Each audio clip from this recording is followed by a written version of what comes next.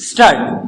Mr. Deputy Chairman, while speaking on this measure, I cannot forget that this is only a part of what is in store for the taxpayer, because we know there are the other measures passed by the Lok Sabha.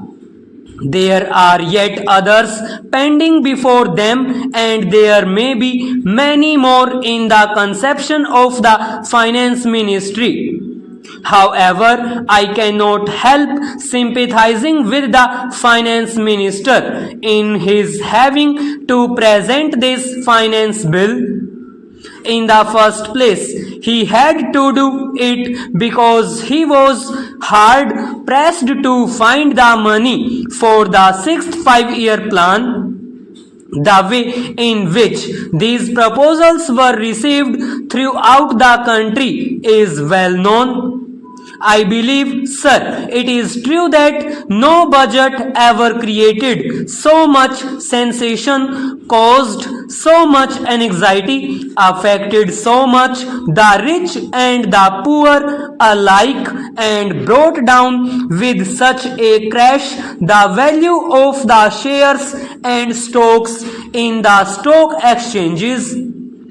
The finance minister had to do all this because he was to find the money for the sixth 5-year plan. But if it was that the 5-year plan would succeed with this money, I would not have minded it. But as a layman, I have certain doubts in my mind. It is true, sir, it is obvious that more taxes bring more revenue to government, while deficit financing leads to a rise in prices and inflationary trends. Have we taken into consideration what will be the effect of all these measures on the general economy of the country? What will be the effect of all these measures on the price index, on food prices and manufactured goods, and what will be the effect of all these measures on the cost of production? I think these things must be taken into consideration. Sir, no amount of arguments or theories can refute and disprove facts. The fact remains that as soon as these proposals were out, the price index began to rise, and this fact is in evidence today. This rise in the price index is a definite proof that these taxation measures are creating inflation.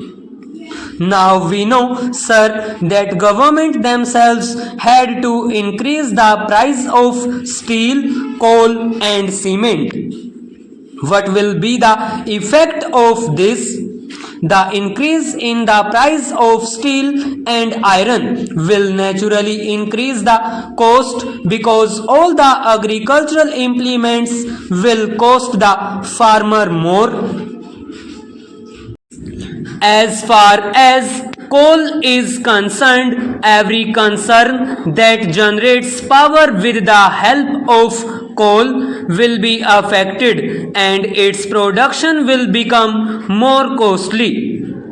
This will be the effect of all these things, with the result that there will be a demand for an increase of wages in all such industrial concerns. Government employees already have started an agitation and are becoming restive, and government has rightly appointed the pay commission. I do not wish to anticipate the recommendations of the pay commission, but one thing is certain, that the pay commission is going to recommend some increase. It may be small, it may be substantial, or it may not be substantial, but they are bound to recommend some increase in the wages considering the price index at present. Now, when their recommendations will be out, the employees of the state governments will follow suit. Then the employees of all the private concerns will follow suit, with the result that these measures will make the sixth plan most costly. They will contribute to the rise in prices, and therefore I should like the finance minister to consider whether these measures are going to lead to deflation or inflation.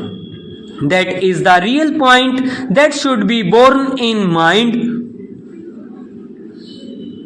Then, as was just said by my friend, our greatest need today is to find more foreign exchange, and we can get foreign exchange only by exporting goods. Well, if this is the condition in the country, it is really questionable. It is very doubtful if our products will be able to compete with the foreign products in other countries.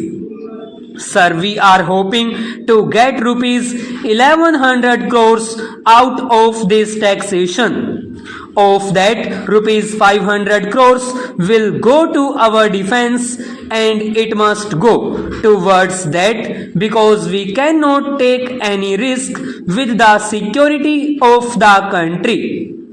I am told that one of the most prominent members of this government said that if there is an increase of rupees 20 in the wages of our servants, it will cost another rupees 50 crores. So rupees 500 crores will go to defense, another rupees 500 crores will go towards the increase in the salaries of government servants, and what will remain is only rupees 100 crores. Will it be sufficient for the sixth 5-year plan?